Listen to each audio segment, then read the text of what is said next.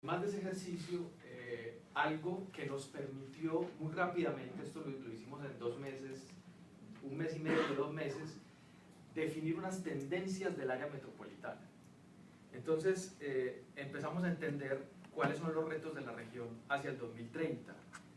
Primero, no somos el Valle de Aburrá, la metrópoli no es el Valle de Aburrá, la metrópoli es Valle de San Nicolás y es Valle del Cauca. 2030 y no vamos a poder concentrarnos en trabajar en esta escala regional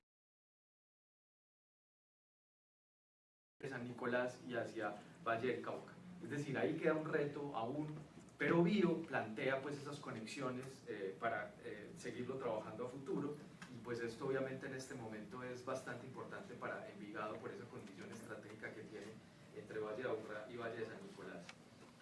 Segunda tendencia, una segregación social y funcional del territorio. Los colores amarillos y cafés, los oscuros, los más oscuros son donde tenemos condiciones de índice de desarrollo humano más bajas, los amarillos donde tenemos condiciones de índice de desarrollo humano más altos. Pero nos dábamos cuenta que en Medellín esto estaba asociado también al territorio.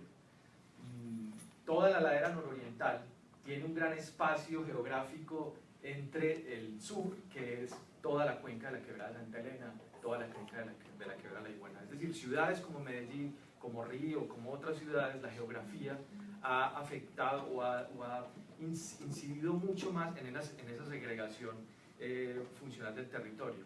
En conversaciones recientes, la segregación que tenemos en el área metropolitana es o podría acercarse a cosas dramáticas que han pasado en el mundo, como lo que pasa en Sudáfrica, por ejemplo. Es decir, es una cuestión brutal en el área metropolitana. Entonces, pues esto es lo que vemos en las laderas, en algunas de las laderas del Valle de Aburrá, pero pues por otro lado también lo formal, generando una presión y haciendo pues esa segregación cada vez mayor. Otra cuestión fundamental, todos tenemos claro que para hacer una ciudad sostenible o un territorio sostenible debemos ser compactos, debemos ser densos, debemos tener una flexibilidad de usos, una serie de criterios. Y nosotros, ¿qué nos damos cuenta? El Valle de Aburrá está creciendo hacia afuera. Y miren lo dramático de Envigado, miren lo dramático de Sabaneta. Nos estamos montando a la montaña de una manera que no es para nada sostenible. Unos ejemplos. De la misma manera, una gran oportunidad es el río, pero encontramos que hay una subutilización y desarticulación del corredor del río. Como ciudad, como área metropolitana, no nos hemos acercado bien al río. Si hacemos un análisis, que fue el ejercicio que hicimos acá, todo lo que está a lo largo del río son áreas industriales, zonas baldías que todavía no se, que están vacías, que no nos acercamos al espacio ambiental más importante que tiene nuestra área metropolitana. Y la planificación ha ido tratando de dar como unos pasos, entonces llegan las centralidades norte y sur que están en el río, pero no hay una articulación entre ellas, pero como ven en el mapa, todas esas zonas amarillas son suelos de oportunidad de renovación urbana, tenemos grandes zonas verdes en ese centro, al lado del río, en el norte, en el sur. Esto es un poco el panorama que tenemos de ese Valle de Aburrá. De la misma forma tenemos una fragmentación, déficit y desarticulación de los ecosistemas naturales. Como bien saben los que tienen que trabajar con esta temática, pues hay una lógica principal y es la conectividad, y miren la fragmentación que tiene nuestro territorio. Estos son los bosques más importantes que tenemos en la área metropolitana. Creo que es muy claro ese dibujo. Tenemos de la misma forma los espacios públicos, no tenemos una conectividad en nuestra área metropolitana. Esto, por ejemplo, una persona, cuando hacíamos el trabajo en conjunto, tuvimos un apoyo muy importante, tal vez de la oficina más importante de urbanismo que tiene el mundo, que es el APUR, que es el Atelier de París de Urbanismo, y cuando ellos veían esta foto decían, no, pero es que está muy bien. Claro, esas son zonas verdes que son oportunidad para hacer espacio público, pero hoy son zonas verdes residuales asociadas a las vías.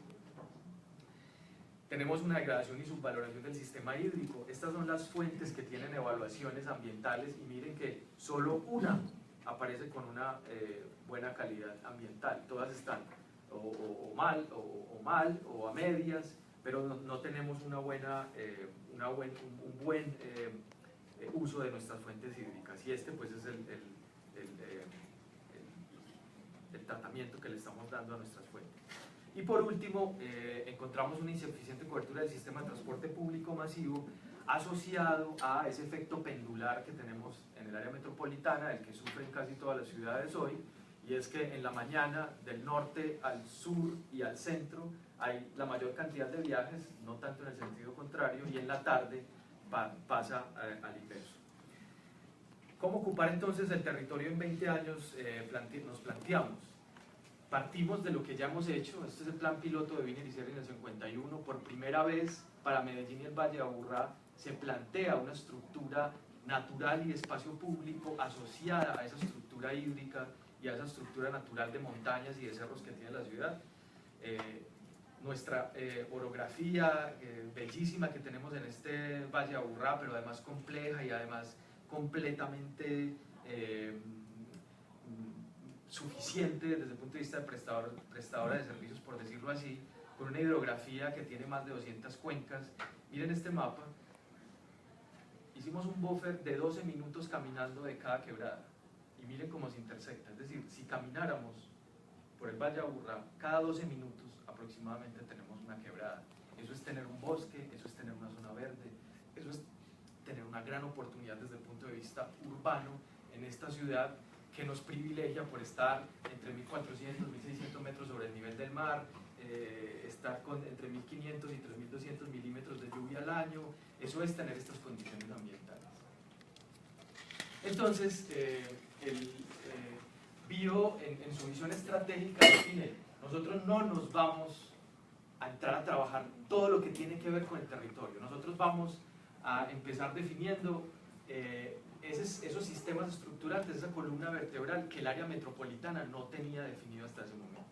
Había una estructura ecológica, había un plan maestro de espacios públicos verdes urbanos, pero como les dije, no estaba articulado con criterios urbanos, con criterios ecológicos, había una desarticulación entre los elementos que había. Entonces hicimos un ejercicio de articular ese sistema, esos dos sistemas principales que definimos: articular paisaje, medio ambiente y espacio público, es decir, criterios ecológicos, criterios ambientales, criterios culturales y criterios urbanos en una misma estructura. Eso puede pasar, es el reto que tenemos, eso puede pasar, nosotros creemos que sí. Y otros sistemas estructurales articulados con bicicleta, articulados con la red caminera, que nos permita generar una estructura alternativa que empiece a desincentivar el uso del transporte privado. Entonces eso define, contrario a ese mapa fragmentado que teníamos al principio, esto define un interés en una conectividad transversal, en una conectividad en sentido oriente-occidente, en sentido norte-sur, en una conectividad urbana. Nos dábamos cuenta que el Plan Maestro de Espacios Públicos Verdes Urbanos tenía principalmente un trabajo con zonas residuales, es decir, con zonas que no estaban ocupadas. Y un poco la ambición es: trabajemos con la red y con el sistema que se necesita, con ese que debemos consolidar y no solo con lo que queda desde el punto de vista urbano. Entonces, pues este es el sueño: poder consolidar parques lineales de quebradas con equipamientos en esos puntos intermedios que conecten barrios, como lo que está en la fotografía que ya ha pasado en la quebrada La Quintana, por ejemplo, en la zona noroccidental, o la consolidación de nuevos parques, como bien lo viene haciendo la zona de renovación urbana del Río, que son fundamentales, obviamente, pues, desde el punto de vista de todos los servicios. Consolidar un sistema de movilidad y transporte público. Esto fue un reto enorme, porque nos encontramos que por un lado estaba el plan del metro, por otro lado estaba el plan del área metropolitana. No estaban articulados, y tuvimos una gran discusión, principalmente con el metro, en que había que modificar la estructura del sistema de transporte público masivo del Valle de Aburrá, que no fuera una espina de pescado, que era la apuesta que tenía hasta hace muy poco el metro, es decir, un eje principal en sentido norte-sur por el río y unas transversalidades, pero concentrando todo el flujo norte-sur en el río. Nosotros discutimos mucho y les dijimos: la solución no es esa, la solución es una red. Deben haber diferentes conexiones en sentido norte-sur paralelas al río y obviamente unas transversalidades. Finalmente eso logramos que quedara planteado así en el Plan Director Río 2030, que es lo que está definiendo hoy pues todo el futuro del metro de Medellín y toda la estructura del transporte público masivo. Y este es el reto. El reto es conectar ese sistema de transporte público masivo con esos espacios públicos que tenemos. Este es el Parque Biblioteca en San Javier, que está directamente conectado al equipamiento con la estación de metro y con la estación de Metrocable. De diferentes modos se conectan y se articulan. Y finalmente, poder lograr consolidar una estructura de calles que es fundamental para una ciudad. Diferentes características, corredores verdes por donde pasa el sistema de transporte público masivo con energía limpia, donde tenemos más zonas permeables, paseos urbanos, donde tenemos la posibilidad del paso de bicicleta, con mayor arborización, con mayor vegetación, y finalmente calles verdes, que son las que pueden estar en las vías secundarias, terciarias o en las pequeñas calles de los barrios. Y finalmente, pues eso lo que busca es consolidar esto, que yo no sé si ustedes recuerdan cómo era este espacio público antes. Esto era una vía para el vehículo y hoy es un espacio público para el peatón verde que conecta los espacios públicos más importantes. Esto pues es más un parque que una calle. Inclusive se cierra eventualmente los fines de semana o en temporadas de ferias para poder lograr una mayor cantidad de espacio público. Calles como estas, que tenemos muchas en el Valle de Aburrá, en Envigado, en Itapú, en todos los municipios, y miren cómo es de sencillo reverdecer esas calles, recuperar la calle para el peatón y no para el vehículo solamente. Finalmente Bio, en esa búsqueda, esa visión estratégica, define, tenemos que concentrar dos territorios. Tenemos que identificar, después de ese análisis, que los principales problemas y oportunidades que tenemos en esta ciudad, en esta cuenca, en este Valle de Aburrá, son en la montaña y en el río. Ahí tenemos que generar un consenso metropolitano. Y ahí se genera todo un trabajo que hace Bio muy grande de decirles a todos, miren, donde tenemos los principales problemas son en la montaña y en el río, pero a la vez es donde tenemos las principales oportunidades. Eso es lo que nos va a singularizar como Valle de Aburrá. Entonces, definimos que hay dos escenarios geográficos estratégicos que, como ven bien en ese mapa, es toda esa zona del río central y toda esa zona de montaña, que es la que está más verde. La café es una zona que está entre el 0%, entre el 0% y el 15% de pendiente, es decir, donde la ciudad ha estado más planificada, donde hay accesibilidad con sistema de transporte público masivo, donde hay una estructura urbana clara, donde hay equipamientos. Es decir, esa ciudad prácticamente podría crecer de una forma más autónoma, pero la otra es donde tenemos que meternos más ecólogos, biólogos, arquitectos, ingenieros, a pensar cómo resolver esos problemas que tenemos en la montaña y que tenemos en el río. Entonces se plantea que en el río se consoliden las principales transformaciones del futuro de esta metrópoli, que sea el corazón de esta área metropolitana. Claro, no hay un río, tenemos muchos ríos en el Valle de Aburrá. Tenemos el río de los Meandros en el norte, tenemos el río en el centro metropolitano, que tiene una condición muy distinta. Entonces se define para cada uno de ellos unas primeras ideas de proyectos, con el ánimo de poder bajar esas ideas de los sistemas estructurantes que habíamos definido a unos proyectos concretos. Y es un poco el reto también que tenemos acá. ¿Cómo bajamos esos lineamientos articulados, lo ambiental, la movilidad, el transporte público, las dinámicas urbanas? ¿Cómo las bajamos a esos lugares donde más se concentran nuestros conflictos, pero es donde más están las oportunidades? Donde tenemos los principales enredos de movilidad, de espacio público, de renovación urbana. Ahí es donde está la oportunidad. Es un poco lo que hemos venido haciendo nosotros, es como cojamos el toro por los cachos y no nos vamos por las ramas. Enfrentemos el problema y un poco ese es el reto que vamos a estar acá trabajando. Entonces, el parque metropolitano, en ese momento soñábamos con esto, modificar la movilidad, modificar el espacio público, modificar las condiciones de llegada con suelos de renovación urbana. Hoy ya se está logrando en Medellín este proyecto. Modificar esta estructura, que nos podamos acercar al pueblito paisa, que podamos caminar por el puente de Guayaquil, que podamos tener una operación urbana importante, cercana al centro, cercana al poblado. Pero no solamente soterrar la vía es la solución, hay diferentes soluciones. Entonces, por ejemplo, hemos estado explorando con Argos y con Postobón y con otra serie de actores que tienen predios en la zona de Guayabal, cómo conectar Guayabal con Ciudad del Río y cómo empezar a ejercer un proceso de renovación urbana. Entonces nos hemos dado cuenta que, por ejemplo, ahí, nos lo decían los franceses desde el principio, enterrar la vía con el metro es casi imposible. Eso no lo tiene, esa plata no la tiene ni siquiera París, eso cuesta muchísimo. Entonces busquemos otras soluciones. Entonces pensemos en un parque elevado, conectado a la estación de metro, conectado a los parques de Ciudad del Río, conectado a la otra orilla del nuevo Guayabal, que va a empezar a generar una operación de renovación urbana. Distinto a la operación que hay que hacer en Río Norte, donde hay una gran oportunidad y hay un gran reto de poder empezar a generar o a devolver ese déficit que hay en el norte de esta área metropolitana en Medellín, entre la noroccidental y la nororiental, déficit de espacio público, de equipamientos. Hay una gran oportunidad de generar un nuevo espacio del río. Y muy distinto el río en el norte, donde los meandros son protagonistas, donde afortunadamente todavía existen, entonces pues ahí la condición sería distinta. Finalmente, en la montaña, poder consolidar un borde urbano, rural, seguro y sostenible. De la misma forma, cada uno de sus colores es un borde urbano distinto, no hay un solo borde urbano. La idea de un cinturón verde metropolitano es compleja en el sentido que no puedes hacer una cinta perimetral al área metropolitana, tienes que hacer operaciones más por cuencas, por territorios singulares, formales, informales, donde hay canteras. Es muy distinta la condición de borde urbano rural que tiene Envigado a la que tiene, por ejemplo, Medellín en la nororiental o Bello en la zona occidental. Entonces, ¿cómo anticiparnos a esa ocupación de ladera para prevenir desastres y preservar el paisaje?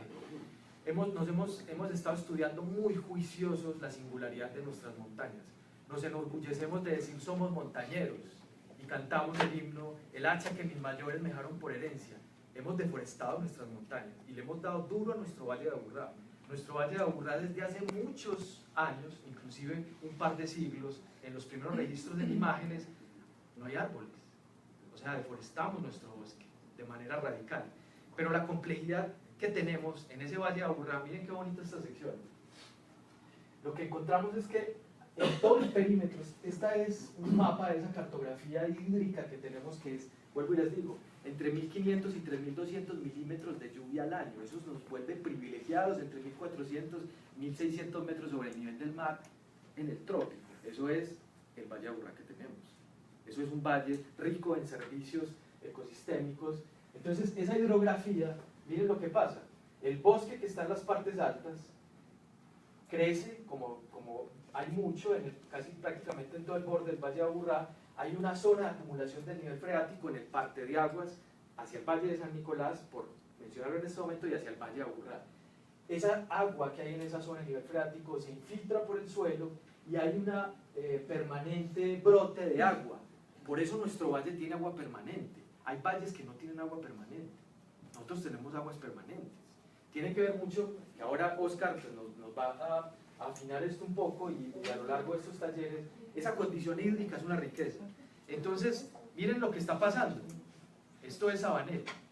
Cuando hicimos bio encontrábamos que las dos situaciones más críticas de crecimiento de la ciudad sobre el borde urbano rural están asentamientos precarios en el norte de Medellín y en el centro, pero de la misma forma urbanización formal en Sabaneta.